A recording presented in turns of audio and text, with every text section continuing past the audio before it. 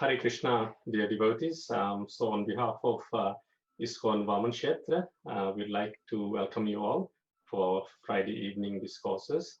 Today, we are very fortunate to have His Grace Gopal Krishna Prabhuji joining us from Auckland, New Zealand. He's a very long-standing disciple of His Holiness Mahavishnu Goswami Maharaj. He joins, our movement in Auckland, then went back to Chennai, his home place, and there he, led the congregation there. And since last 2 years, he has come back to Auckland. But he is continuing his preaching activities very nicely.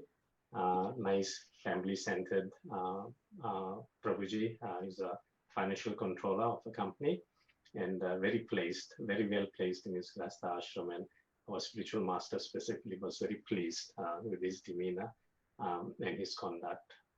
So without any further ado, we'd like to welcome Prabhuji to start today's session. The topic is Overcoming Weakness of Heart, the spiritual journey of Bali Maharaj. Hare Krishna. Hare Krishna. Hare Krishna. Thank you so much, Viraj Prabhuji.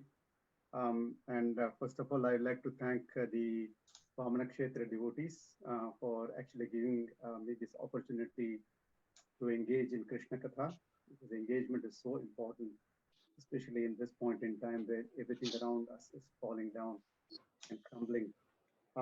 I'd also like to thank Devki Prabhu for encouraging me always to give classes, and always supporting to make sure that we do well in our lives. And also the devotees of Chennai, who have been given me such nice association in the years which I spent there, especially Purna Pragya Prabhu and Kalachakar Prabhu, with whom I spent long time Bhagavatam. So thank you very much. And today we are going to study from Srimad Bhagavatam, Canto number 2, chapter number 7, Shloka number 18.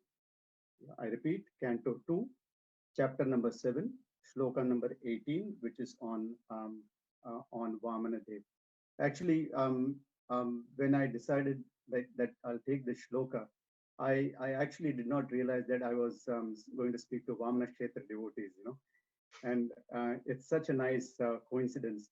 And in fact, today's shloka also in the calendar of His Holiness Mahavishnu Goswami Maharaj relates to this particular pastime. That if you have riches, it's only meaningful if you give it to charity for Krishna consciousness. So it's so nice. Let's start. It's shloka 18, chapter 7, canto 2. Om Namo Bhagavate Vasudevaya. Om Namo Bhagavate Vasudevaya. Om Namo Bhagavate Vasudevaya. Narayanam Namaskritya Naram Chaiva Narottamam Devim Saraswatim Vyasam Tato Jayam Udhiraye Nashta Prayeshu Bhadreshu Nityam Bhagavata Sevaya Bhagavati Uttama Shloke Bhaktir Bhavati Naishtiki. Nartho Baler Ayam Urukrama Pada Saucham Apa Shikha Dhritavato Vibudhadipatyam Yo Vai Pratishrutam Ritena Chikirshat Anyad Atmanamanga Manasa Haraye Abhimene. Word to word, translation and purport by His Divine Grace A.C. Bhaktivedanta Swami Srila Prabhupada Ki Jai. Please listen very carefully.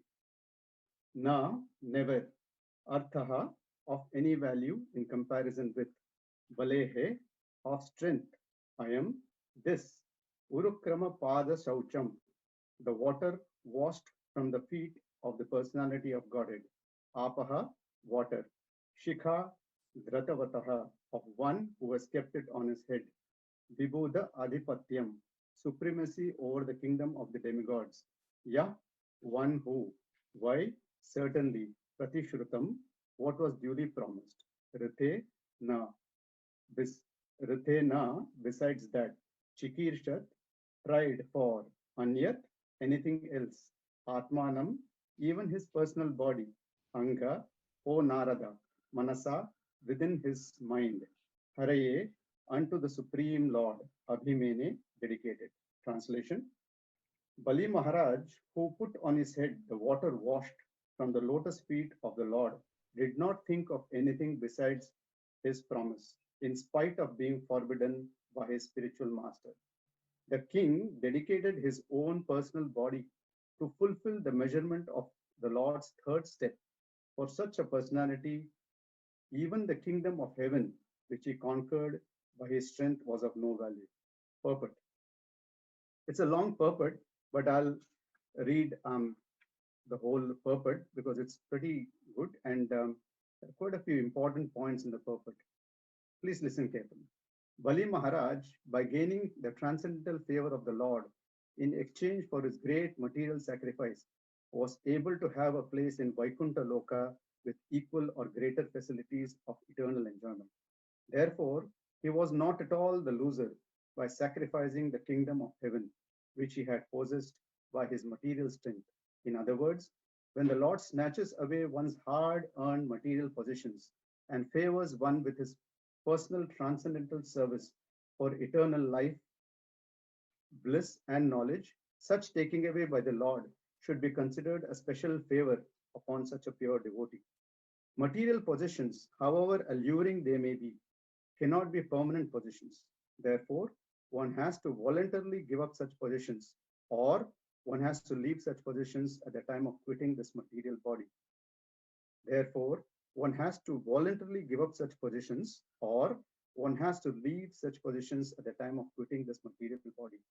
The sane man knows that all material possessions are temporary, and that the best use of such possessions is to engage them in the service of the Lord, so that the Lord may be pleased with him and award him a permanent place in his Param Dhama.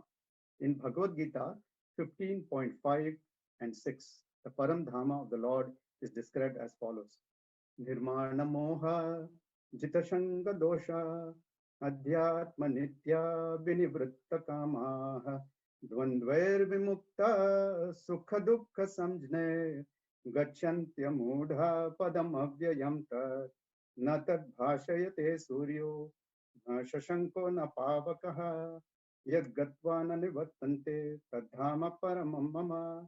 One who possesses more in this material world in the shape of houses, land, children, society, friendship, and wealth possesses these things only for the time being. One cannot possess all this illusionary paraphernalia created by Maya permanently. Such possessor is more illusioned in the matter of his self-realization. Therefore, one should possess less or nothing so that one may be free from artificial prestige. We are contaminated in the material world by association with the three modes of material nature. Therefore, the more one spiritually advances by devotional service to the Lord in exchange for his temporary possessions, the more one is freed from the attachment of material illusion. I repeat, therefore, the more one spiritually advances by devotional service to the Lord in exchange for his temporary possessions, the more one is freed from the attachment of material illusion. To achieve this stage of life, one must be firmly convinced about spiritual existence and its permanent effects. I repeat, to achieve this stage, one must be firmly convinced about spiritual existence and its permanent effects. To know exactly the permanency of spiritual existence, one must voluntarily practice possessing less or only the minimum to maintain one's material existence without difficulty. One should not create artificial needs that will help one be satisfied with the minimum. Artificial needs of life are the activities of the senses. The modern advancement of civilization is based on these activities of the senses, or in other words, it is a civilization of sense gratification. Perfect civilization is the civilization of Atma, or the soul proper. The civilized man of sense gratification is on an equal level with animals because animals cannot go beyond the activities of the senses. Above the senses is the mind. A civilization of mental speculation is also not the perfect stage of life because above the mind is the intelligence. And the Bhagavad Gita gives us information of the intellectual civilization. The Vedic literatures give different directions for the human civilization, including the civilization of the senses, of the mind, of the intelligence, and of the soul proper. The Bhagavad Gita primarily deals with the intelligence of man, leading one to the progressive path of civilization of the spirit soul. And Srimad Bhagavatam is the complete human civilization dealing with the subject matter of the soul proper. I repeat, and Srimad Bhagavatam is the complete human civilization dealing with the subject matter of the soul proper. As soon as a man is raised to the status of civilization of the soul, he is fit to be promoted to the kingdom of God, which is described in the Bhagavad Gita as per the above verses.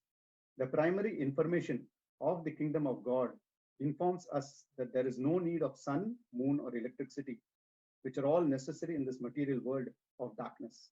And the second information of the kingdom of God explains that anyone able to reach that kingdom by adoption of the civilization of the soul proper, or in other words, by the method of bhakti yoga, attains the highest perfection of life. One is then situated in the permanent existence of the soul with full knowledge of transcendental loving service for the Lord. Bali Maharaj accepted this civilization of the soul in exchange for his great material possessions and thus became fit for promotion to the kingdom of God. The kingdom of heaven, which he achieved by dint of his material power, was considered most insignificant in comparison with the kingdom of God. Those who have attained the comforts of a material civilization made for sense gratification should try to attain the kingdom of God by following in the footsteps of Bali Maharaja, who exchanged his acquired material strength, adopting the process of bhakti yoga as recommended in the Bhagavad Gita and further explained in Srimad Bhagavatam. Jai Granthara Srimad Bhagavatam ki jai, Srila Prabhupada ki jai. Om Magyana Timrandasya Jnananjana Salakaya Chakshurunmilitam Yena Tasmai Shri Gurave Namaha. Jai Shri Krishna Chaitanya Prabhu Nityananda Shri Advaita Gadadhara Shrivasadi Gaura Bhakta Vrinda. Hare Krishna Krishna Krishna Hare Hare, Hare Rama Rama Rama Hare Hare. Granthara Srimad Bhagavatam ki jai. Such a beautiful verse and such a beautiful purport. Actually, till date, I've only heard from many relatives of mine and also many of my friends that when we earn Lakshmi by going to work, that Lakshmi actually carries a lot of karma. That is, the karmic reactions comes along with the Lakshmi to us from the materialist. But the only way it can be purified is by giving donation. And charity, the way in which you should give charity is very beautifully explained in Bhagavad Gita, and we can follow that. And we know that charity in Krishna consciousness is the highest form of charity.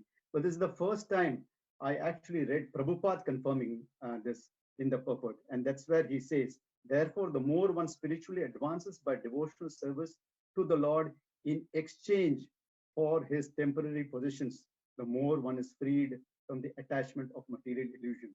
So what happens is that when we give donation to Krishna consciousness activities, or for the purpose of Krishna conscious activities, and we are freed from material attachment, and automatically we get spiritual enlightenment. So it is important for us to understand why Prabhupada actually is quoting here slokas from chapter 15 of Bhagavad Gita. And to understand that, there are two things we will do. The first thing is that we'll try to go through the pastimes of Vamanadev from 8th canto, and then we'll switch over to chapter 15 at the appropriate time.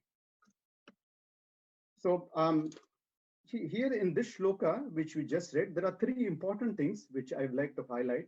The first thing is the water washed from the lotus feet of the Lord. That is Urukrama Pada Shaucham.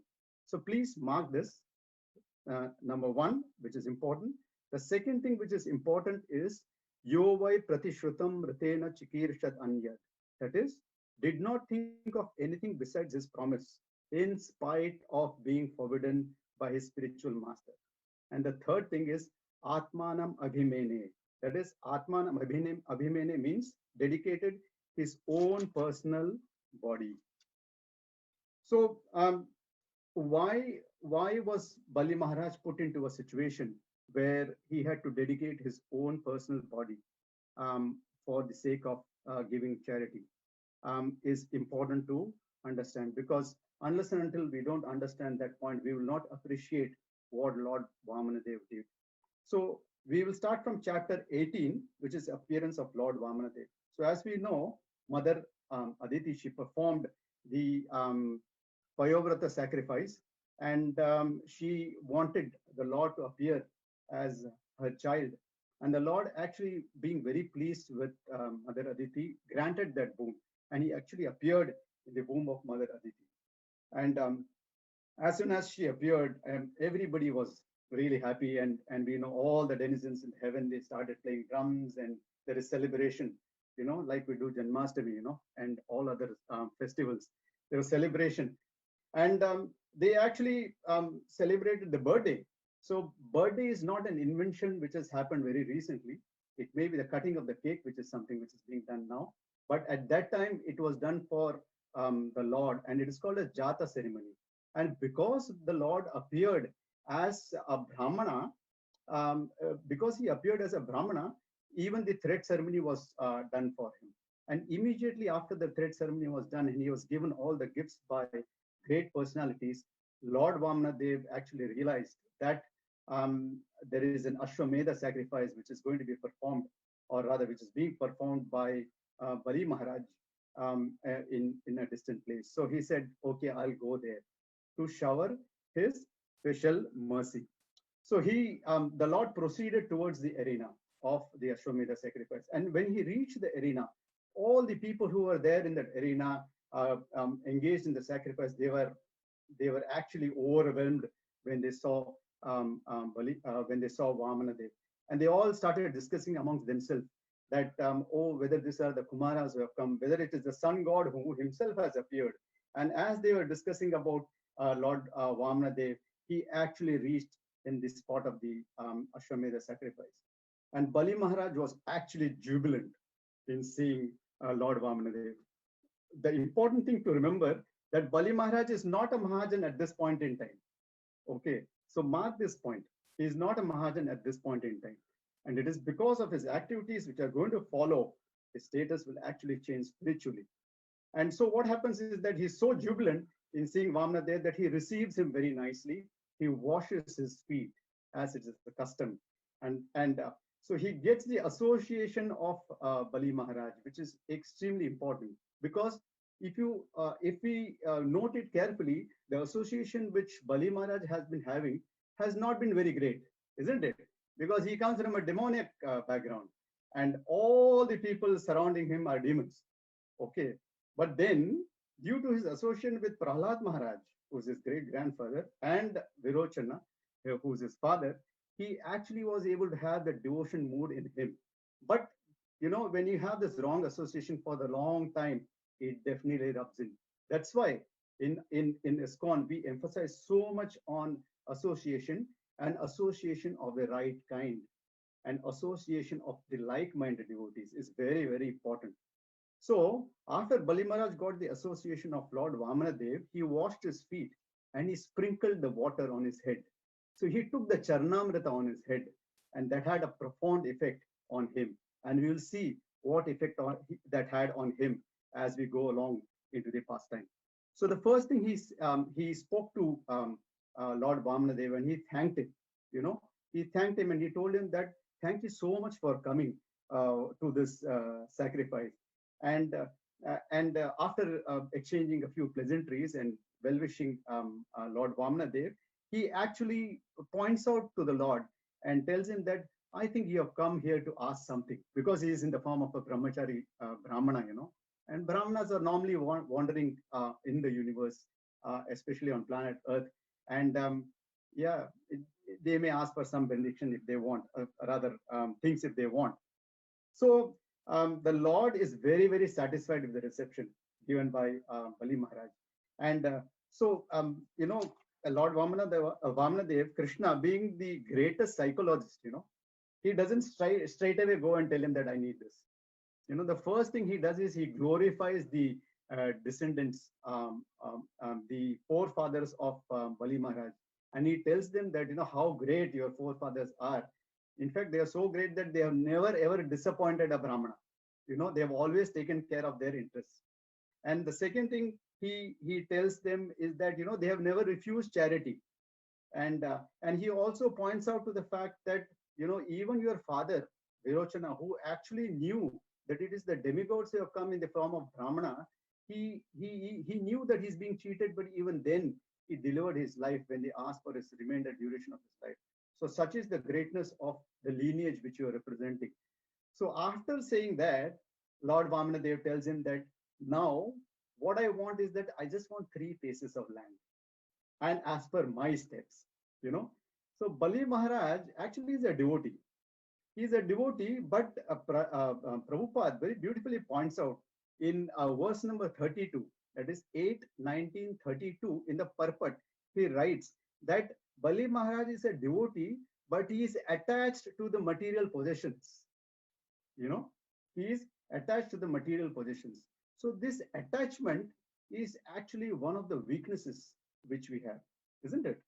And it is very, very important to understand the weaknesses. There are so many kinds of weaknesses which we have, and attachment is one major one. Then you've got lamentation, you've got envy, you've got pride, you've got lust, and the list goes on. Actually, one class is not enough to actually describe the different kinds of weaknesses we can have.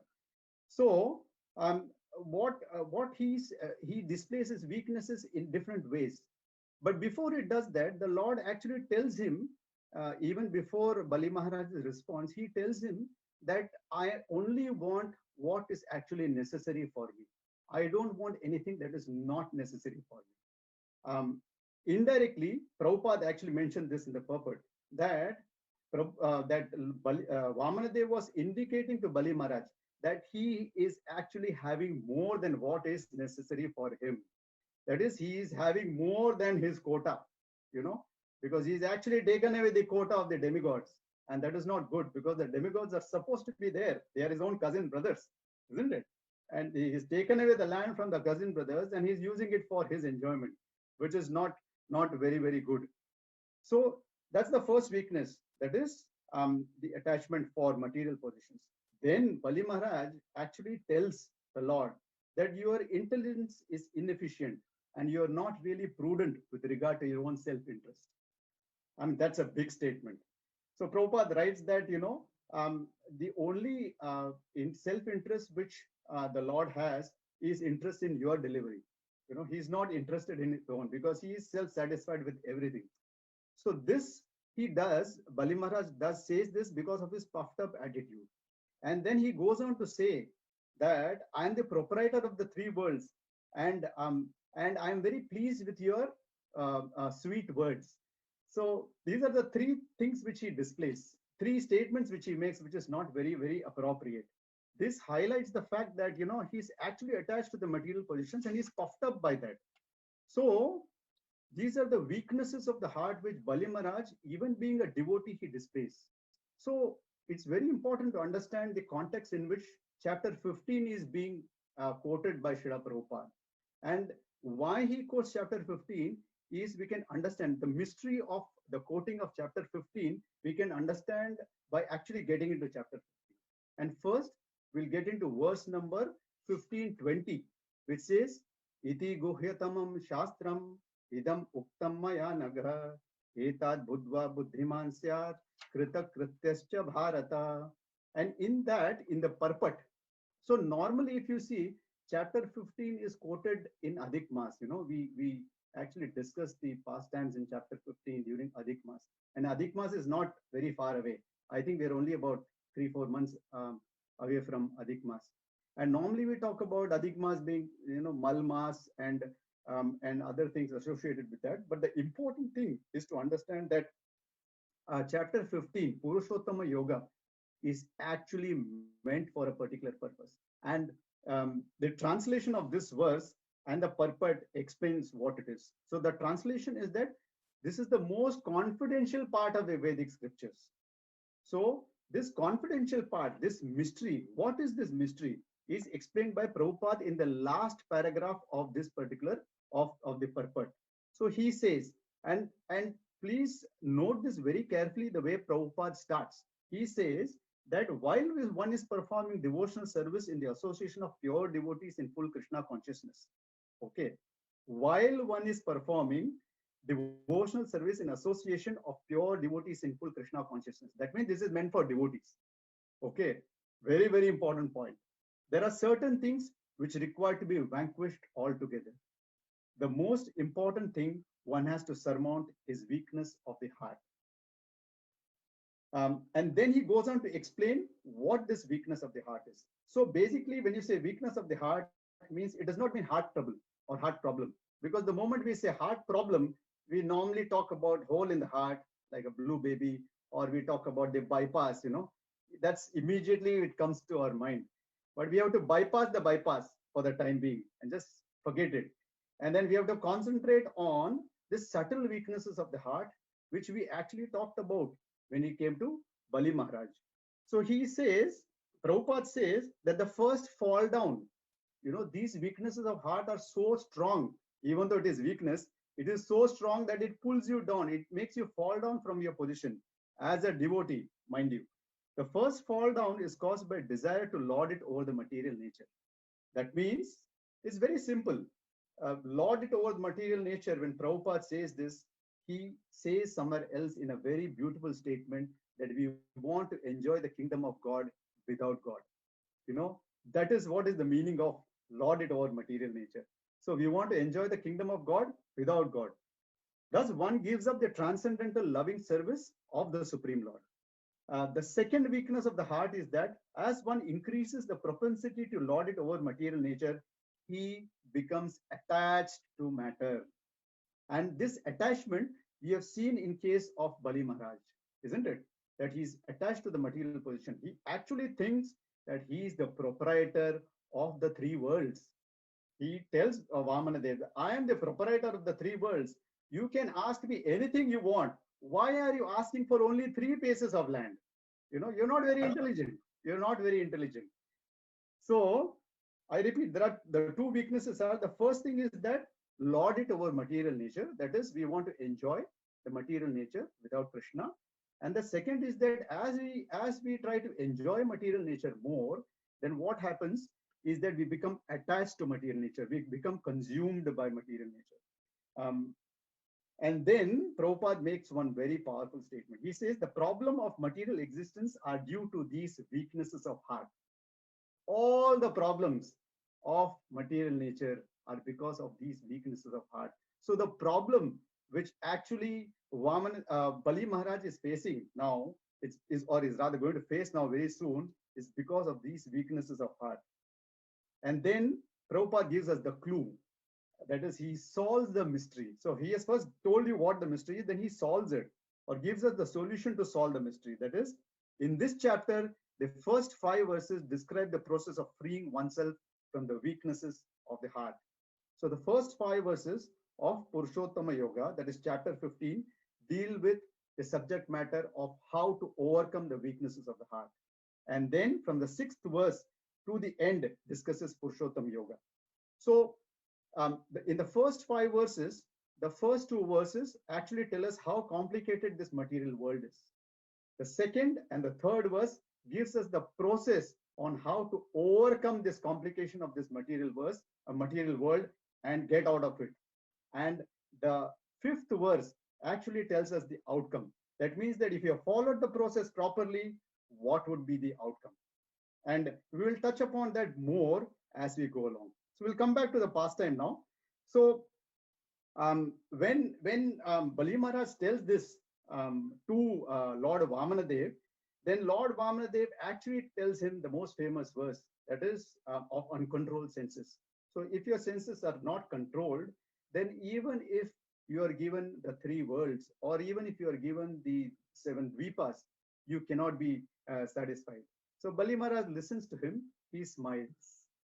And then he tells that, okay, fine, I'll give it to you. The 3 paces of land. Now, here is the anticlimax. He is going to give the land, but we have Shukracharya. So Shukracharya steps in. He says, stop, stop. Bali Maharaj, you can't do this, you know. And he says, you know who this person is? This person is none other than Lord Vamanadev. He is the son of Aditi, and he has come here to take away everything from him. And that's why his name is Hari.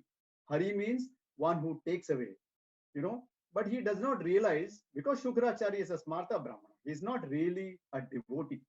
And Prabhupada, in one of the purpose, he says that Shukracharya, because he's not a devotee, he's not inspired by Krishna. Such a beautiful word, such a beautiful statement, actually. Because he's not a devotee, he is not inspired by Krishna. So if we are really devotee, we should be inspired by Krishna when we go through the pages of Bhagavatam. If we go through the pages of Bhagavatam and still we are morose and we are affected by the material nature, that means that something is wrong in the way we approach Bhagavatam, or we are approaching Bhagavatam with a material motive, and that's why we are not satisfied. So he says, he's Hari who's come to take away everything. You have made a great mistake by actually telling him that, you know, you're going to give him 3 paces of land. What he's going to do is that he's with 2 steps, he's going to cover the entire universe. Where will you give him the 3rd step? How can you do that? And how are you going to live after that? So Prabhupada very nicely points out that actually, when he says that, how are you going to live? He actually means that, how am I going to live? If you give away money to Vamanadev, all your money is gone. That means you won't have any money to pay me. Then how can I live? So he's a typical Brahmana who's thinking about his own material profit, you know, and he's not actually really interested in delivering Bali Maharaj by giving him true knowledge, and by actually telling him that doing this is what is correct, because you will be completely out of the material entanglement forever, and your problems will go away forever. And then he tells him that because of this this act of not being able to fulfill the promise, you have to go and live in hell. So this is what he tells. He tells this in a way that, because if you don't do this, Krishna will make you do all these things. You know, Krishna will make you go to hell. Okay, but see how the tables will turn very soon, very beautifully. And Krishna is you know, amazing. You know, the way he plays around and the way he changes roles. You know, so then Shukracharya quotes from Shastras, different verses. He tells him, and he tells him that at the end, he tells the situations under which actually you can lie, and he gives him shastric evidence of doing that, like when you have to bring a woman under your control, when you have to protect a cow, when you have to earn, you know, protect your livelihood and things like that, you can actually lie.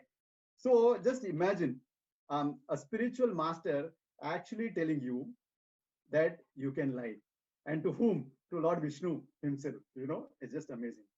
And just imagine this, who gave Shukracharya the intelligence that to identify Lord Vamanadev? It's Lord Vamanadev himself, isn't it? I give you the intelligence, you know. He gave him the intelligence to identify Lord Vamanadev at the right time. And then he makes him tell all these things. Now, this is the real test, you know, when the spiritual master actually tells Bali Maharaj that don't do this, you know, what does Bali Maharaj do? Now he is in a catch-22 situation, whether he obeys, whether he goes by the promise that he has given to Lord Vamanadev, or whether he obeys the spiritual master. This is a real test. But let me tell you, before putting Bali Maharaj in this test, actually the Lord allowed him to wash his feet and put the water on his head. So purification has already happened. So now Bali Maharaj is at a very crucial junction. So he keeps quiet. He becomes silent. Very, very important. You know, it is whenever we are faced with a big problem, we should be very silent. Let the mind calm down and then think about what is happening, you know. So he becomes quiet, and then he tells that he tells that I cannot cheat a Brahmana, you know. Then I cannot lie. He says that the Mother Earth can bear the burden of even big mountains, but it cannot bear the burden of person who lies. So definitely I cannot lie. Then he also gives quotes from history. He says even Dadichi and Shibi, They actually sacrificed their whole lives for a higher cause. Dadichi actually gave his life, isn't it? So that from his bones, the Narayana Astra can be made, you know. So he had given his life. So what is the question of giving just, you know, the wealth which I have? He's not asking for my life. And also for a devotee, the only thing which he has with him is good reputation, you know, which he has earned over a period of time by cultivating good relationship with people and spreading the message of Godhead. So that is his. That's the only good reputation. That's the only asset which a devotee has. You know, our Maharaj used to say that when you die, at that time, Krishna takes into account the number of people who shed their tears for you and who pray for you. He does not look at amount of wealth you have earned, this and that, but the amount of people who actually pray for you when you leave the body. So that is what is the real, I would say, asset of a devotee in terms of good reputation. Then he says that this is a very rare opportunity for me. I'm a kshatriya, so laying the life on the battlefield is pretty normal and ordinary for a kshatriya, but to give away the whole wealth to a Brahmana as a charity is something very rare, which normally nobody gets such an opportunity. And thirdly, this is a very auspicious activity because I am not losing my money in gambling. You know, if it like I, it's not that I have bet on a IPL team, you know, and that IPL team lost, you know, and I've lost the money. It's not like that, you know, but I have actually giving it to Brahmana in charity.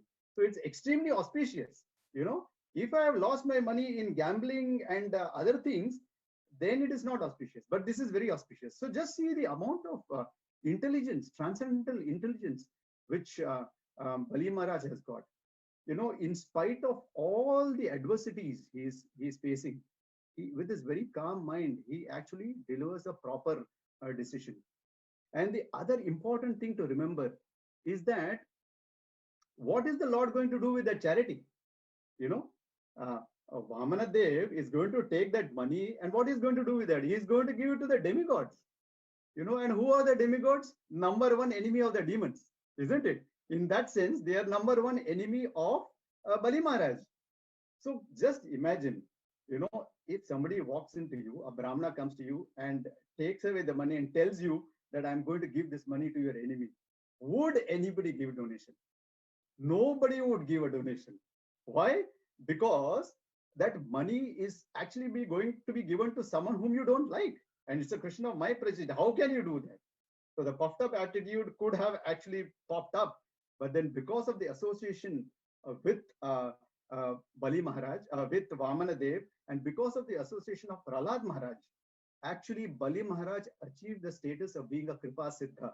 That's what Prabhupada writes in the purport. He becomes a Kripa Siddha because he receives the mercy of his grandfather, Prahlad Maharaj. And because he received the mercy of his grandfather, Prahlad Maharaj, Vamana Dev actually comes there personally to deliver the mercy to Bali Maharaj. So just such an amazing thing, isn't it? Such an amazing thing that association can do. And if we go back to chapter 15, verse number 5, what does it say? Nirmana moha jitashanga dosha. So first thing is that free from false prestige, and second thing is that free from false association.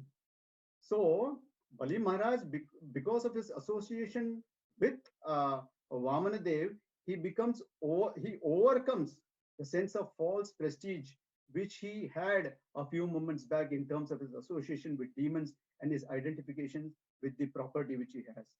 The second thing is that Bali Maharaj is willing to give the donation in spite of knowing that after giving the donation, he's going to become a pauper.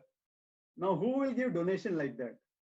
You know, I still remember, you know, when Devaki Prabhu and Vaishnava Seva Prabhu, they were totally into constructing the temple in Rajkot. You know, it's very, very, very difficult to get Lakshmi. You know? It's not easy because parting with Lakshmi is very difficult. And parting, can you imagine parting with some Lakshmi is difficult? Parting with the entire amount of Lakshmi and knowing that you're going to become a pauper is practically impossible. Okay, but Bali Maharaj overcomes that also. And the third and the most important thing which we have to remember, is that Bali Maharaj does not put his spiritual master down. Very, very important point. Even though he knows that Shukracharya has given him a wrong advice, even though he knows that Shukracharya does not mean good for him, he actually does not put his spiritual master down. Such a beautiful attitude. Because as devotees, that's why I'm very particular in emphasizing the point that Prabhupada starts that while one is performing devotional service in the association of devotees, these weaknesses of heart has to be vanquished. It's for us. When we get into relationship issues in our community, we wait for an opportunity to get back to that other person and tell that, see, this is what I told, this is what you're doing, this is what you're doing, this is what you're doing. But look at Bali Maharaj. He doesn't say anything negative about Shukracharya. Just an amazing thing, quality which we should all try to imbibe. And after that, Shukracharya gets really upset. Being consumed by material energy, he gets very upset. He says that you have become so knowledgeable that you become more knowledgeable than me. Okay, so what I'm going to do is I'm going to curse you. I'm going to curse you that you're going to go and live in hell. Now, if you just rewind and go back, sometime back he had told that, because of Vamanadev, you're actually going to go and live in hell. But Vamanadev, he plays such a nice trick that he actually makes Shukracharya curse it. So Vamanadev is not responsible because it's Brahmana's curse, and because of Brahmana's curse, he has to go and live in the hell. But even then, Vamanadev, in this pastime, the roles are changing continuously, and it's like a suspense thriller, and now we feel that, oh, this is what has happened. Then you see that, oh, something else is happening, and then you see that something else is happening. It's just beautiful. But the end, we'll realize that everything what has happened is happened so nicely by the mercy of Vamanadev. So Shukracharya curses Bali Maharaj that you're going to go and live in hell. In spite of the curse, Bali Maharaj does not actually falter from his determination. So important for us to remember, because in our devotional life, we go through so much of ups and downs, in terms of, like, if you see even now, the situation which is prevailing, the pandemic situation, the world has crumbled around us, isn't it? So many people have lost their jobs, and there is bewilderment everywhere. In such a situation, it's not easy to carry on with your day-to-day activities. But devotees were fixed in their determination, whether job or no job. This is more important, because this is transcendental, and this is what is my real self-interest, and they will carry on. So similarly, Bali Maharaj actually was so fixed in his determination, and that brings us to the process, which is explained very beautifully in chapter 15, verse number 2, 3 and 4. What does it say? Narupamasyeha tatho phalabhyate nanto nachadir nacha sampratishtha ashwattamenam suvirodha moolam asanga shastrena dridena chitva asanga shastrena dridena chitva.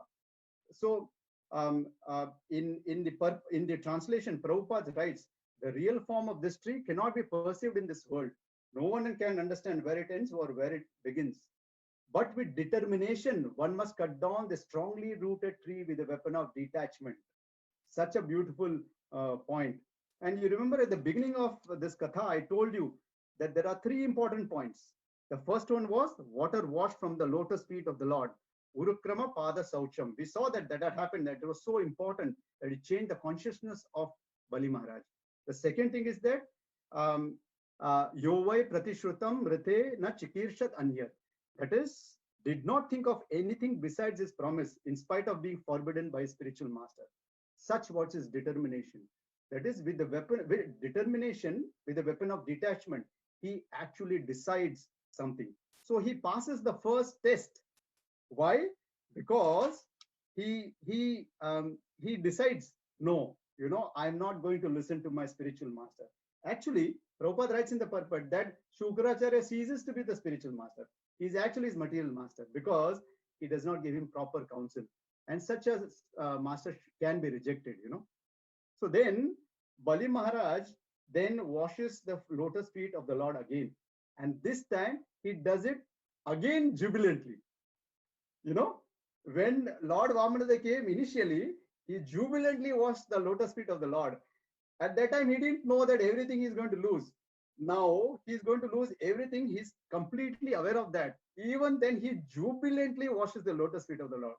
Can you imagine the determination and the faith that Bali Maharaj has got on Vamanadev? Just amazing, just amazing. So he jubilantly washes the lotus feet of the Lord, and actually with the water which has been hurriedly brought by his wife Vindhyavali. So both the husband and wife, they are completely surrendered. They are not worried about what is going to happen tomorrow, but they are so happy that you got darshan of the Lord. They are so happy that the Lord came personally to actually take away all their riches, you know. So they are not worried about what is finally going to happen, because they are sure whatever happens, the Lord only has got good thing for them in his mind. So then he sprinkles water on his head again. So the moment anybody sprinkles water on the head, just remember it's time for test.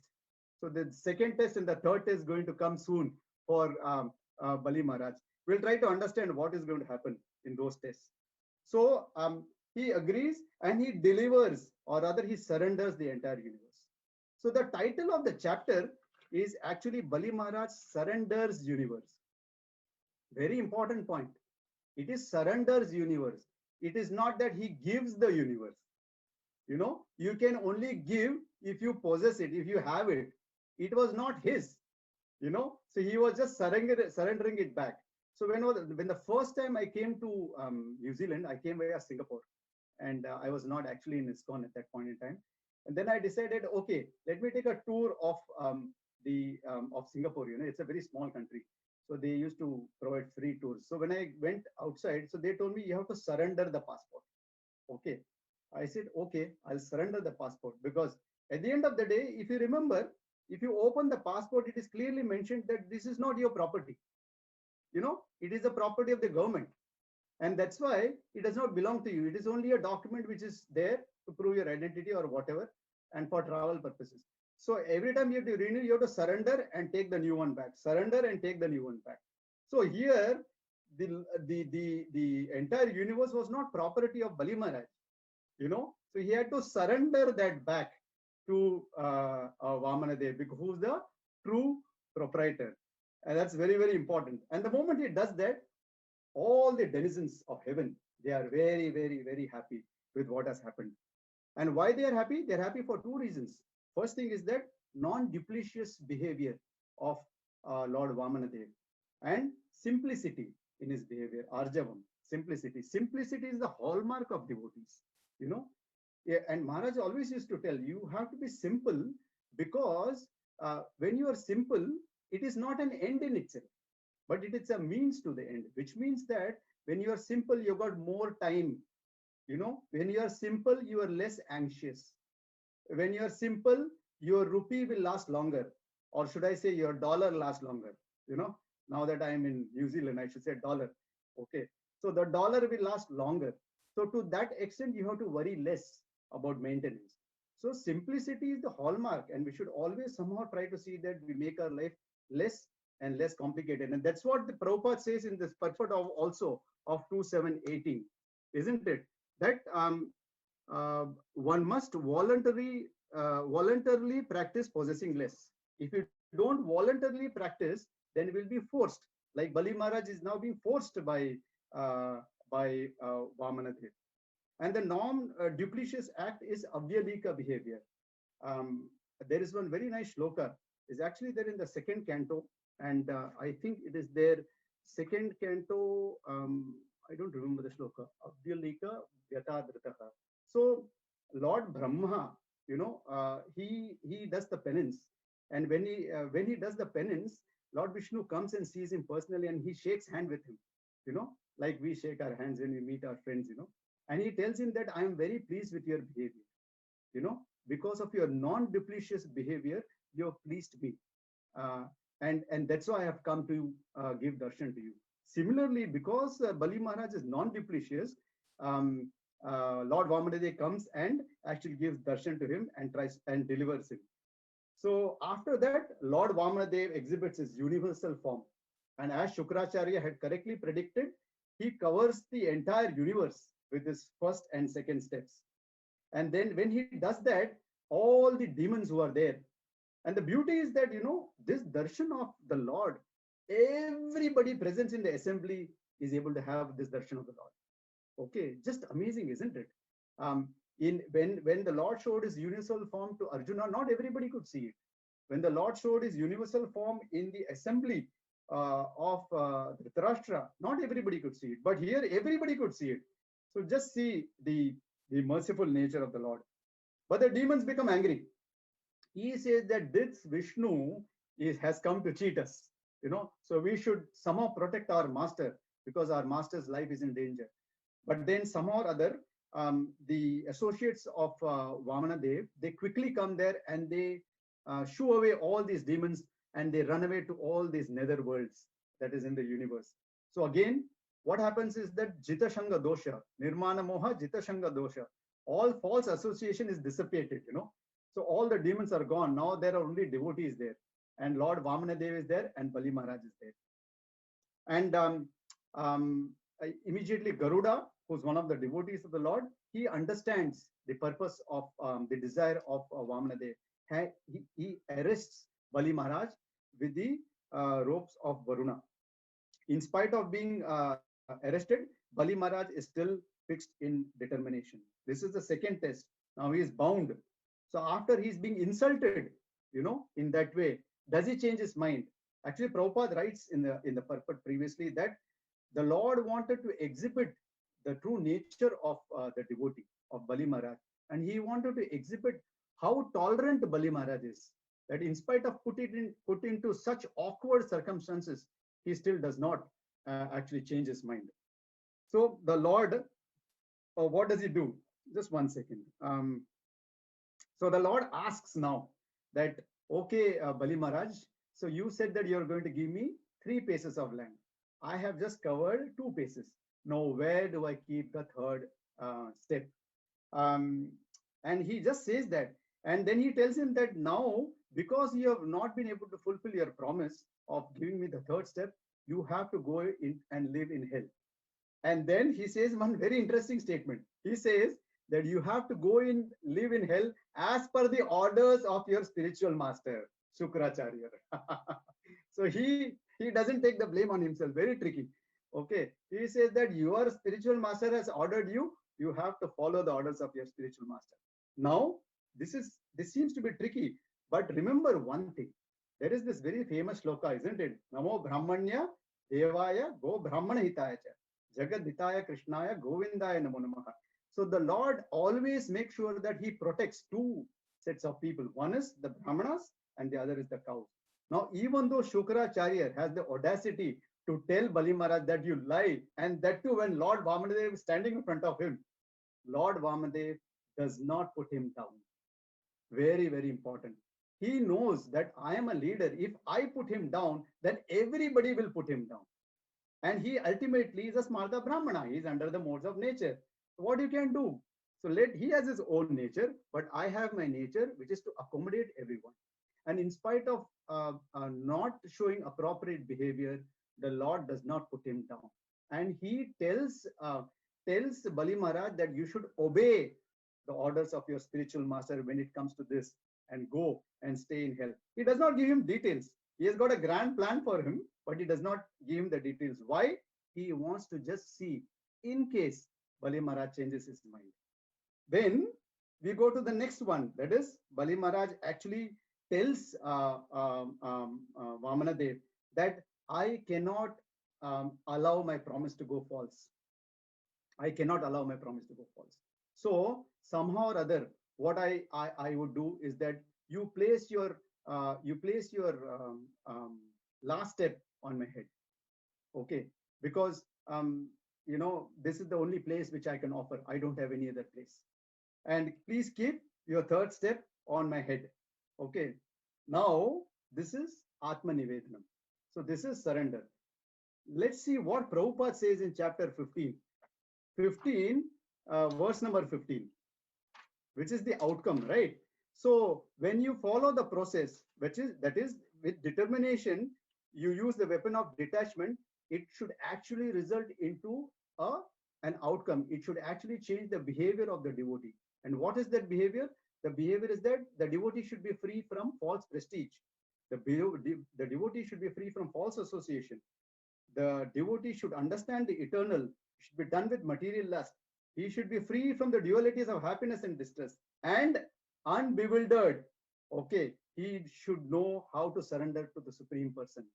So here, Bali Maharaj is not at all bewildered. He is not at all bewildered. He just requests the Lord, you please place your third step on my head. I am offering my whole body and my life to you. Now, this surrender by Bali Maharaj is done on the platform of acceptance. He is doing this on the platform of acceptance and faith in Krishna, which the acceptance is coming because of faith in Krishna. He accepts. What does he accept? The first thing he accepts is that he actually was in a position of false prestige. He says that I was very proud of my achievements. I was very proud that I've actually got all these lands in my name and I'm the controller of all these lands.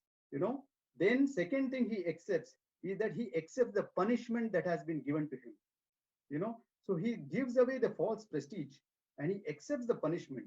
And he says that this is the right treatment for my lust. Now, because you have given this treatment, all my lust and has gone away, and I'm free from all this position of happiness and distress. Then the third thing which he does, he accepts the temporary nature of this material body, and that's why he's able to offer this body to Lord Vamanadev as his third step, for his third step. If the Lord steps on him, that's it. You can't see Bali Maharaj. Such is the nature of Lord Vamanadev step. So he understands what is eternal and what is temporary. So he doesn't mind even if his body goes away. And the last thing, which is very, very important, that he genuinely considers that he is an offender at the lotus feet of Lord Vamanadev. Very, very, very important for us to understand that we have to accept that we are wrong. Most of the times the acceptance does not come because we are filled with pride. Why I should say I'm wrong? I'm not wrong. We always tend to take a stand that we are not wrong, even though we are wrong. And sometimes it doesn't matter. Even if you're not wrong, we just say, I am wrong.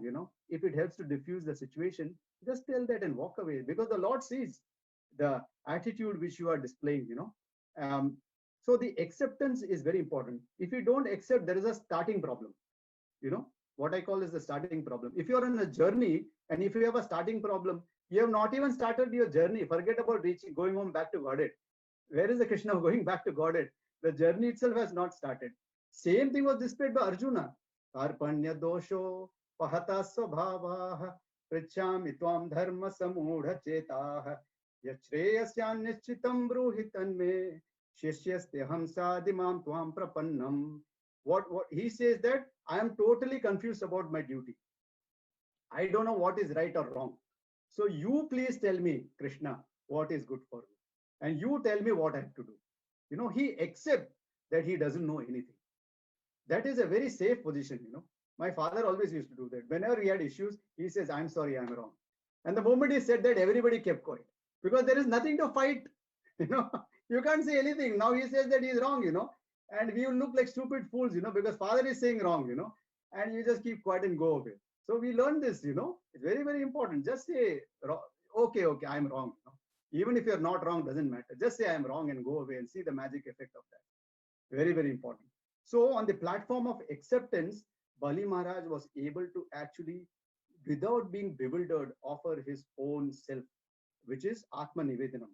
In the purport of 15.5, Prabhupada writes, the surrendering process is described here very nicely. Very, very nicely. The first qualification is that one should not be deluded by pride, because the conditioned soul is puffed up, thinking himself the Lord of material nature. It is difficult for him to surrender unto the Supreme Personality of Godhead. Very, very important. So this is the whole surrendering process. It starts from the point that we cease to be puffed up, but it should result in Atma Nivedana.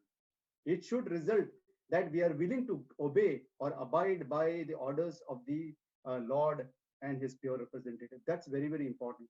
When the spiritual master says that you have to do Mangalarti, we have to do Mangalarti. And if we don't do it, we accept that we are wrong. And then we accept that I have to improve and try to improve. because the Lord always sees the intention, isn't it? He sees the intention. Bhavagrahi Janardhana. He sees the intention of the devotee. That does not mean that we keep telling that I'm wrong, and don't do it. That's not right either. But then it is important that we say that, I'm wrong, and somehow or other I'm trying to improve. I'll do it, Krishna. I'm sorry. Please forgive me. It's already 10 o'clock. Is it okay if we extend it by another, say about 10, 15 minutes?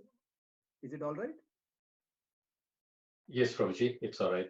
Okay. Sorry, I'm as much time you need. It's Okay. Friday, and then tomorrow is weekend. So devotees have this engagement is the best engagement. Thank you, Prabhuji. Thank you, Prabhuji. Thank you. So, very important of the acceptance, and acceptance should result ultimately in surrender. Surrender means that you actually follow the instructions. We'll touch upon the surrender part of it very soon. So after that, Prahlad Maharaj appears. Now Prahlad Maharaj appears, and the first thing he says, he greets the Lord, of course, and tears flow from his eyes because he's so happy to see the Lord. He's not worried about Bali Maharaj, because he knows that whatever the Lord does is going to be good for him. And he quotes this very beautiful shloka, which says, Shri Praharada Uvacha Tvayaiva Dattam Padamaindram Urjitam Hritam Tadevadya Tathaiva Shobhanam Manye Mahanasya Krito Hyanugraho Vibram Chito Yat Shriya Atma Mohana. Translation by Srila Prabhupada. Srila Prabhupada ki jai. Prahlad Maharaj said, my Lord, it is your Lordship who gave this Bali the very great opulence of the post of Heavenly King. And now, today it is you who have taken it all away. I think you have acted with equal beauty in both ways. Because his exalted position as King of Heaven was putting him in darkness of ignorance, you have done him a very merciful favor by taking away all his opulence. So, Prahlad Maharaj, he does not side Bali Maharaj, saying that, oh, please, he is my grandson, he can do some mistake, but please take care of him. No. He has got complete faith that whatever Vamanadev does is going to be good for Bali Maharaj. That is very, very important. And that's the same mood which Prahlad Maharaj displayed when he was being harassed by his father Hiranyakashipu, isn't it? No matter what he did, he never complained saying that, my father is bad, my father is this, my father is that. No, he never uttered a negative word for his father. In fact, after his father life was taken away by Lord Narsingadev, he prayed for him, saying that that's the only thing I want. Please make sure that my father is delivered, isn't it? So the same mood, he was capturing it even now. Then Brahma was about to speak, but Vindhyavali, the wife of Bali Maharaj, she barges in and she actually stops Brahmaji from speaking, and she speaks. And she actually has got some very, very harsh words for Bali Maharaj. Actually, the best friend is our wife. Why? Because, whenever there is, especially when I give class and all, and I come back and I just ask her, was the class okay? Because devotees will always come and tell, such a nice class, such a wonderful class, this, that, and they'll praise you like anything. Once in a temple, I gave a class, and then long time back. And then there was a devotee who was there. We were having prasadam together. It's such a nice class. I asked him, what did you like in the class? And he was not able to respond. So I understood, you've not even heard what you were saying, such a nice class. So, but then if you ask the wife will have the choicest comments. She will say, why were you laughing so much when you were giving the class? Why were you doing this? Why were you doing that?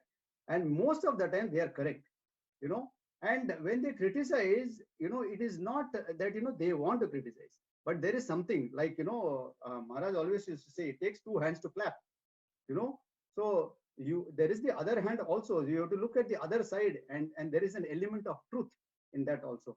We have to accept that. So Vindhyavali, she criticized Bali Maharaj, saying that, these people, they think that, they don't have anything, but they can give donation to you, or they can give charity to you. And they think that even the body belongs to them. Actually, you are the proprietor of the body, and they think that they can offer the body to you in charity. Such people are fools, actually, and shameless. She says that, very, very harsh words. After that, Brahmaji comes, and Brahmaji says that, he agrees with the Lord, but he tells him, please release Bali Maharaj. Brahmaji is neutral party. Prior to this, both the others were relatives, but Brahmaji is neutral parties, and he says that, please release, because he has already been given punishment and he has given everything to you. So please release him. Then the Lord speaks. And the Lord speaks, that is Vamanadeva speaks, and he speaks in verse number 18, 22, 26, and 27. They are important verses, and we should try to understand this verse. It's very, very nice. Verse 26 is Janma Karma Vayo Rupa Vidyaishwarya Danadibihi Yad Asya na Bhavet Stambas Tatrayam Mat Anugraha. Translation: if a human being is born in an aristocratic family or a higher status of life, if he performs wonderful activities, if he is youthful, if he has personal beauty, a good education, and good wealth, and if he is nonetheless not proud of his opulence, it is to be understood that he is especially favored by the Supreme Personality of Godhead. So actually possessing riches, possessing knowledge, possessing beauty, possessing wealth, or good education, parentage is not bad, but we should not get puffed up because of that. That is the message which Vamana Dev is trying to give. And we should not get puffed up on the strength of knowledge, knowing well who's the proprietor of all these opulences and where they come from. And the second thing he says, that Manastamba nimattanam janmadinam samantataha sarve shreya pradipanam hanta mukhyena matparaha. Translation: although aristocratic birth and such other opulences are impediments to advancement in devotional service, because they are causes of false prestige and pride, these opulences never disturb a pure devotee of the Supreme Personality of Godhead. So it is very, very important for us to understand that, it doesn't matter if we are rich or poor, but if we are rich, we are favored. But it is very, very important to remember that we should voluntarily surrender these opulences at the lotus feet of the Lord. There are so many projects going on in ISKCON all over the world. We can definitely donate, and it's really helpful because it's not easy to collect money in this Kali Yuga. We should always remember that. We should actually look for projects that are happening, and we should always contribute whatever is possible. If I'm earning $100, I can definitely donate $5. I can definitely donate $10. And every drop in the ocean makes the ocean, and it will be helpful for carrying on those projects. So we should always somehow or other try to sacrifice the opulences. Now, a much more higher level of sacrifice, Devaki Prabhu highlighted this very beautifully, where he said that, the higher level of sacrifices, devotees are experts in sacrificing material opulences, or material possessions, I should say. But more higher level is sacrifice of your false ego, sacrifice of all the weaknesses which we have, and trying to become a better devotee and going back to God. This is very, very important because they are not easy. They are not easy. It's easy to sacrifice your position at one level, but it's extremely difficult to sacrifice your false ego. Just imagine if somebody comes after the class and tells that, Prabhu, what a horrible class. You did not cover this, you did not cover that. I would definitely get very upset, I think, So what I'm trying to tell, it's not easy, but we have to understand from these pastimes that ultimately we have to sacrifice those. And false prestige is something which we have to sacrifice. Otherwise, there is no question of Atma Nivedana. Maharaj made a very beautiful way to remember how to sacrifice false prestige. He said that false prestige is pride, Pride. And he said the best way to overcome pride is to please, remember imminent death ever. Pride. Please remember imminent death ever. That means we should always remember death which is imminent. It's definitely going to happen. And how we should remember? We should always remember that. And when we do that, Maharaj says very nicely that you'll start chanting very nicely, because we are all afraid of death, no matter how big a devotee we are, isn't it? We'll always ensure that we chant our rounds very nicely and become serious about devotional service. So, coming back to the pastime, Bali Maharaj, Lord Vamanadev agrees to release Bali Maharaj. And he says that, Bali Maharaj, apart from this, I'm actually going to give you something which even the demigods aspire for. The first thing is that I am going to give you a place called Sutala. So if you see, sometime back, Lord Vamanadev had told that you have to go and live in hell. Okay, but he did not tell where he has to go and live in hell. Okay, he tells that, you know, now he reveals to him that there is a place called Sutala. You have to go and live there. And what is this Sutala? This Sutala is a special planet which has been created by Vishwakarma on the orders of the Supreme Lord. And it is such a beautiful place that nobody becomes anxious over there, and they can live very, very peacefully. And the beautiful part is that now Bali Maharaj can actually go and live in that place with all his family. It is not that, you know, it is a punishment. You know, he said that go there and you have to live alone in the darkness. No, you can go there, live there, and you can live there with your family. And the best, like icing on the cake, is that when Vamanadev says that, don't worry, I will be there personally to protect that entire planet. And you can have my darshan there. I'll be there. Can you imagine this? You know, can you imagine? So just a few moments back, we thought that everything is gone. In fact, when the Bali Maharaj is arrested by the Lord, the whole three worlds, they lament. Can you imagine? Whole three worlds. Such a reputation Bali Maharaj has. Such is the reputation of a devotee that the whole three world actually laments when he is arrested. You know, and now the situation has turned completely different. And Lord, when the Lord reveals that actually he'll be able to live in the best planet called Sutala, and he will be able to have darshan of the Lord. And he is doing that because of three things. The first thing, the Lord is saying this, huh? The first thing is that because you are fixed in devotional service, that is, you are so determined in devotional service, no matter what it is, even though your spiritual master told not to give charity, you disagreed with him, and though you didn't tell it, but you decided to give charity to me. That's number one. The second thing is that truthfulness and not giving up religious principles. You are truthful because you said that I am not going to cheat a Brahmana. I am not going to lie. That is what a devotee is. He's not duplicitous. That means he says one thing, and then when he says that, you know, something else has happened, the situation is not favorable, he changes his statement. He says, you know, actually I told that, but I didn't mean that. You know, I meant something else. You didn't read between the lines. You know, you should have understood my statement very well before. He didn't say that. He didn't latch on to the statement of Shukracharya that, you know, when you made the promise, the word Om was not used. You know, if the word Om was used, then you have to give. Now, because the Om was not used, you need not give. So he did not get into that duplicitous act of trying to find loopholes in the Shastra and try to corner Vamanadev. No. In devotional service, it was very simple and he was straightforward. And the third thing is very, very important is tolerance. Titikshava. Because you displayed tolerance in spite of being insulted in front of your own followers, isn't it? The demons were there when Lord arrested Bali Maharaj. In spite of being insulted, you didn't respond in any negative way. You didn't counteract, and no counteraction is the best counteraction. So this is the pastime of Vamanadev and Bali Maharaj. So it is very, very important to understand that, you know, yes, Vamanadeva came and Bali Maharaj was a great devotee. He was in the lineage of Prahlad Maharaj. But at the end of the day, Prabhu, how do I actually implement this in my day-to-day life? That is very important, isn't it? Otherwise, we can talk everything. We can be practical to some extent, but very, very important to understand how do we actually implement this verse.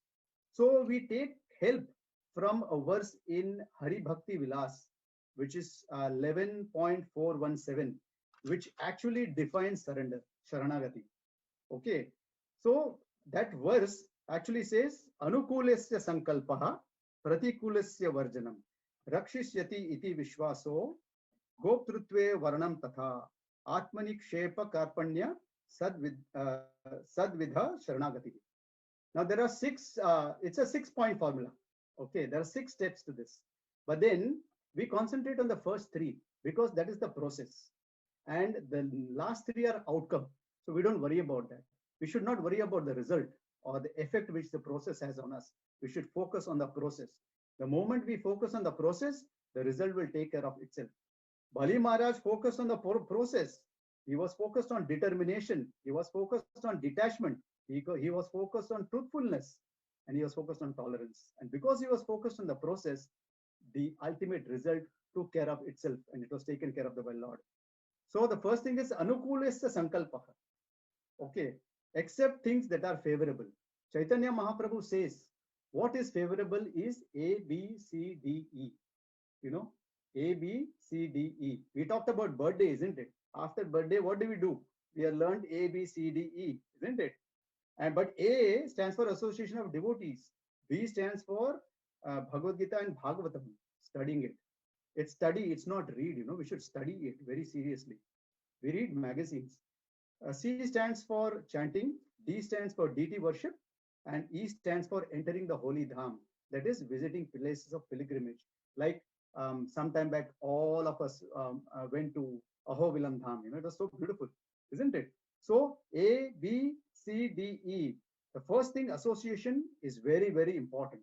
I'll just touch upon that and we'll go on to the next part of surrender. So association is very important, I say, because we should always associate with devotees as far as possible. But in this material world, it's not practical because we go out and we work. We associate with so many people who are not favorable to Krishna consciousness. But in such a case, we should remember one thumb rule. You know, the thumb rule is very, very simple. It says, mingle, but be single. You know, and it is in terms of consciousness. So we mingle with people, but we are single when it comes to consciousness. We don't, it's a one-way traffic. We give our association, but we don't take the association of the materialists. Very, very important. If Prabhupada decided that he will not associate with any materialistic person, then we wouldn't have been sitting here and doing all this glorious katha of Krishna, isn't it? But because he decided and he knew how to give association, we are able to actually sit here and talk about Krishna today. So remember two things: mingle, but be single in terms of consciousness. And the second thing is that give association, never take association. Then pratikulyasya varjanam. Pratikulyasya varjanam means we reject all the things that are unfavorable. Okay, and sometimes it is quite possible that we may not get along with other devotees. But what we do is that we don't fight. We just say, we agree to disagree and say Hare Krishna and carry on. Because we have got to remember that devotees can also be under the modes. You know, devotional service can also be under the modes, because the consciousness is impure, the action is pure. So the purity is happening. In some cases, it may take time. So it's accepting the fact, not thinking that I am a great devotee and getting puffed up, but accepting the fact that there may be people who will disagree with me. We agree with that and carry on. So we associate with people who are like-minded. And the second thing is that the four regulative principles, which is so important, which we all know about. But four regulative principles, remember, we are not an onion and garlic movement, you know, very, very important. We are a Krishna conscious movement. And we have to focus on Krishna consciousness, especially when we are dealing with the outside world. We need not take it, but we need not condemn people who take it. They are doing it because they don't know. And it is important we give them the right kind of association so that one day they may come out of that. Then the third thing is that the anukulasya sankalpaha and pratikulasya varjanam has to be done on the platform of rakshishyati iti vishvaso. We have to be firmly convinced. That is Adav Shraddha, isn't it? The 9 process of devotional service starts with faith. Adav Shraddha. So we have to be firmly convinced that Krishna will protect us under all these circumstances, which is very, very important. And we should do all these things voluntarily. If we don't do voluntarily, then Krishna, you know, by his potency, he will send something called unseen enemy like the coronavirus. You know, he will send something like that and he will force us to bend. You know, Maharaj said that if you don't bend in your youth, then old age, you will have that hunchback and you'll be forced to bend.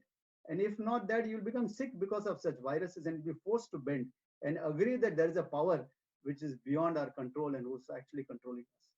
So it is very, very important that we do it voluntarily. So please understand this, and very, very important that we somehow or other try to imbibe these qualities of Bali Maharaj in our life and slowly make progress and ultimately reach the goal of Atmanivedana. Hare Krishna. So if anybody has any questions, any realizations, any difficult questions, you can please ask Viraj Prabhuji. Nah. So please, if you have any questions, any realizations, please.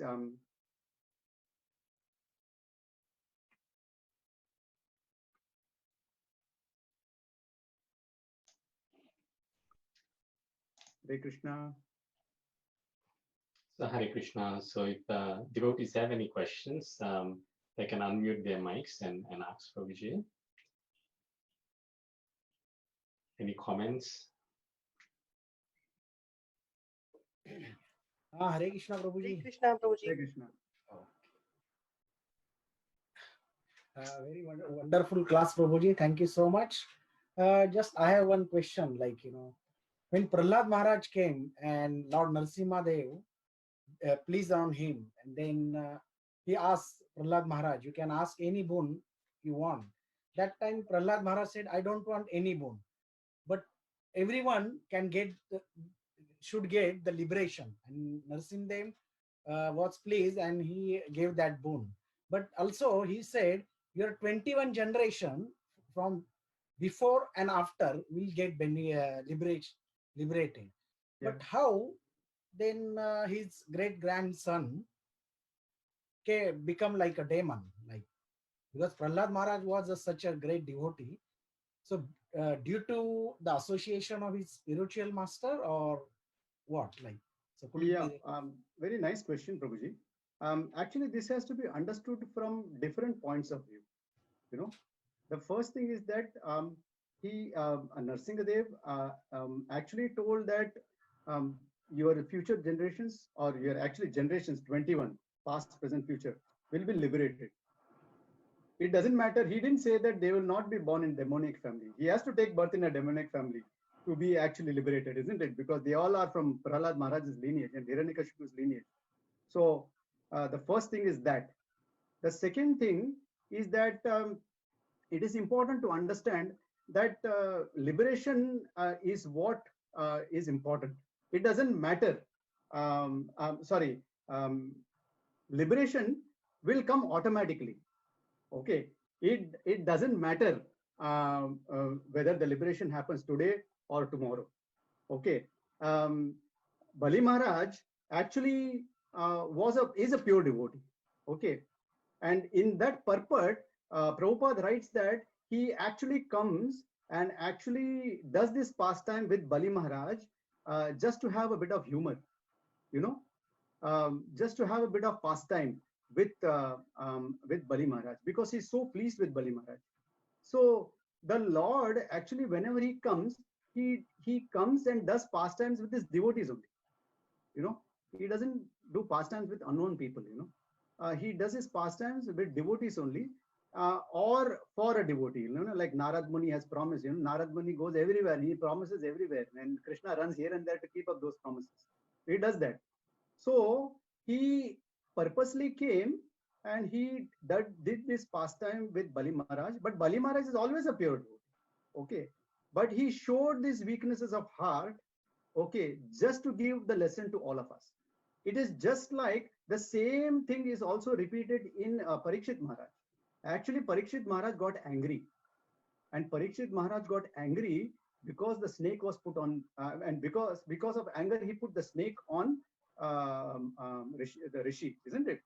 Shamika Rishi. But then you have to understand that he became angry because he was not received properly. That is false prestige. Now, actually, Prabhupada clarifies that, how can Parikshit Maharaj become affected by hunger and thirst? It is not possible. So this whole thing is enacted by Krishna for two reasons. One is to give the vital lessons of life, to us in this age of Kali and in different ages. And the second and most important thing is to glorify his devotee. Bali Maharaj, before this pastime, he was not a Mahajan. But after this pastime, he became one of the Mahajans, one of the 12 Mahajans. One of the 12 Mahajans means one who knows the confidential pastimes of the Lord. it is not possible for Bali Maharaj to actually not recognize the Lord, and Shukracharya being able to recognize the Lord. It is not possible. But it is a pastime which was enacted by the Lord to teach us these vital lessons and very, very nicely glorify the Lord. In fact, the Lord confirms later on that actually when he gives this benediction of the Sutala planet, he tells him that, I am so pleased with your behavior. If the Lord was really angry, he wouldn't have given this benediction, isn't it? It is not possible. So a pure devotee actually cannot be get affected by the modes of nature. They only get affected by the modes, they only seemingly get affected by the modes of nature to assist in the pastimes of the Lord.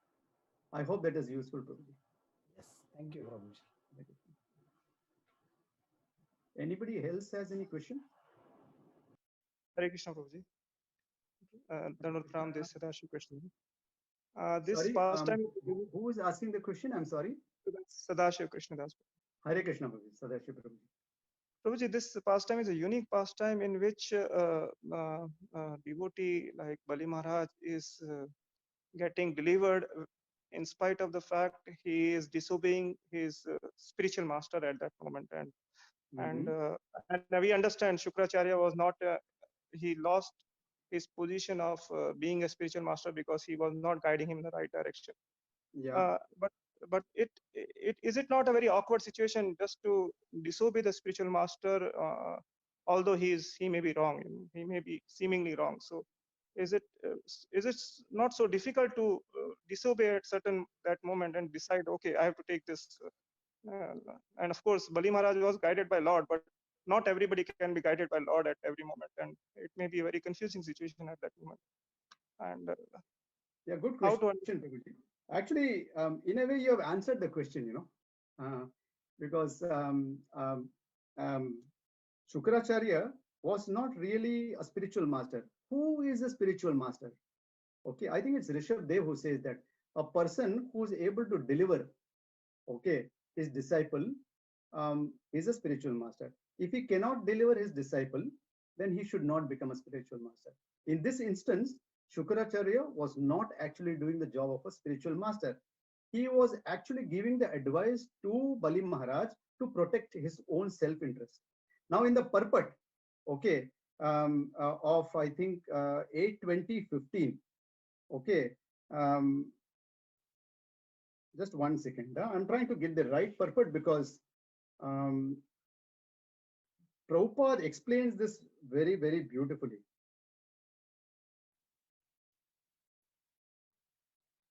I'm sorry, I'm taking a bit of time, but it's just that I don't want to quote incorrectly.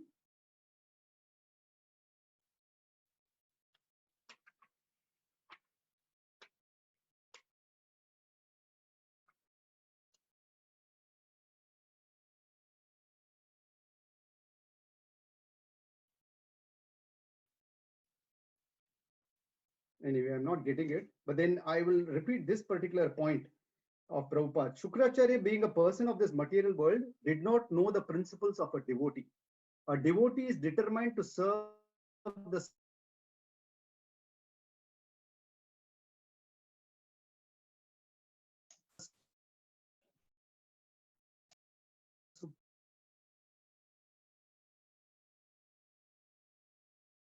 Supreme Personality of certainly be rejected. This is the principle of Anu actually following the principles of Shastra, and he was not rejecting Shukracharya whimsically. That's one thing. The second thing is that Bali Maharaj was not rejecting Shukracharya for his own accord. He was rejecting Shukracharya primarily because Shukracharya was not giving him proper advice. One thing. Second thing is that because Shukracharya is not a devotee, he did not know how that the basic purpose why a devotee lives is to satisfy the Supreme Personality of Godhead. And because he was going against this principle, and because Bali Maharaj is a devotee, he was willing to disobey the orders of the spiritual master. So I hope this is useful, Prabhuji. Yes, Prabhuji. Last thing is just to try to get this love for reading and studying Srimad Bhagavatam so deeply with so much insight. How can you advise all the especially me, how I can get that inclination to read and study Srimad Bhagavatam like what you have spoken, and it is looks that you have studied all the verses with Oh, no, such no, a no. good insight. The first thing I would like to clarify that is I'm not an expert, Prabhuji. Okay. I'm just trying to see how best we can talk about Krishna. That's the first thing. Okay. We can never become master of Srimad Bhagavatam. We can only serve Srimad Bhagavatam because Srimad Bhagavatam and Krishna are non-different. The moment we touch Srimad Bhagavatam in terms of physically or by reciting the verses, we are actually in touch with Krishna. That's number one.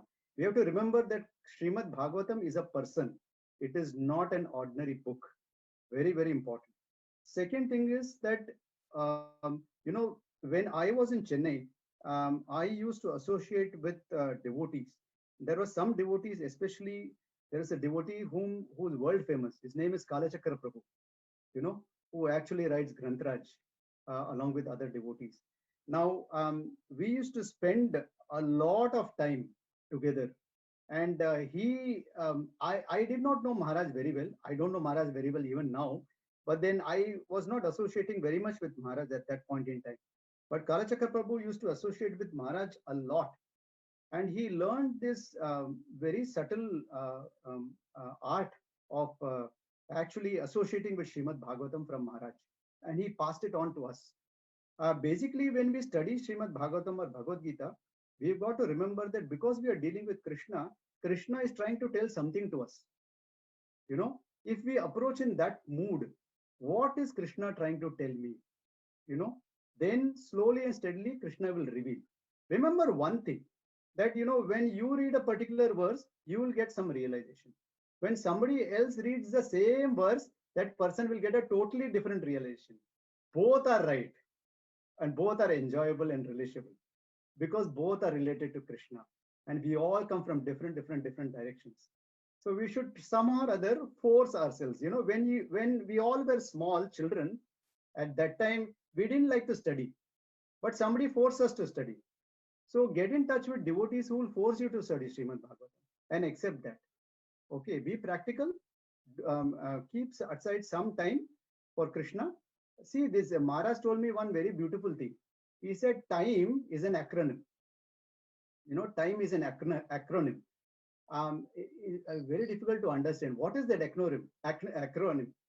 He said time means this is my expansion. It is as simple as that. This is Krishna. So if time is Krishna's expansion, if you keep some time aside for attending to Krishna, he responds so beautifully, isn't it? Like, now recently there is this person who ceased to be a leader of opposition today. His name is Simon Bridges in Auckland, in New Zealand. Now he said, he was asked by the press, what you're going to do? He said that I'm finally going to spend some time with my family because I have not taken care of them at all in the last 2 years. So similarly, if we spend time with Krishna, okay, Krishna will reciprocate very, very beautifully. We don't have to try to become master of Bhagavatam. No. That is not the purpose. The purpose is to associate with Bhagavatam and try to see what is there in Bhagavatam by which I can improve my behavior. One. And what is there in Bhagavatam which I can implement in my day-to-day life. That is the most important thing.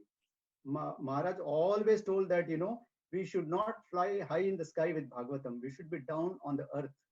And we should always have practical instructions for all living entities. And when we have got practical instructions for the living entities are able to relate to Srimad Bhagavatam. They say that, yes, this is a scripture which is meaningful, which is useful for my day-to-day life. It is not something out of the world. And this is something which I can read and I can implement. So they find it useful. So, Prabhupada said that, preaching is the essence, books are the basis. Then what else is the third one? Purity is the force. Purity is the force. And the fourth one is most important. Utility is the principle. Maharaj was always following that. Utility is the principle. He always tried to make sure that if he reads a verse, how can I make it useful for the common man? how can I make it useful for me? Then people are able to relate to Srimad Bhagavatam. So that's my humble request, Prabhuji. Thank I you, think- Prabhuji. Thank you. Hare Krishna. I think we should stop here, isn't it, Prabhuji? It's a bit late.